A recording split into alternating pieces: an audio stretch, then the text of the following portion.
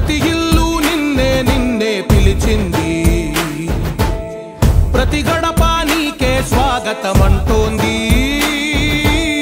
ప్రతి మనసు నువ్వే గెలవాలంటోంది.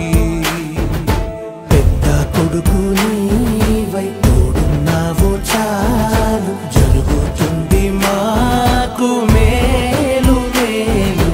ఇంటి పెద్ద నీవై నిలిచి ఉంటే చాలు, వెళ్ళి విరిసి పోవ రాష్ట్రమంతటా శాంతి క్రాంతి సంతోషాలు. నాయకుడా నాయకుడా మళ్ళీ నువ్వే రావాలి, నవ్యాంధ్ర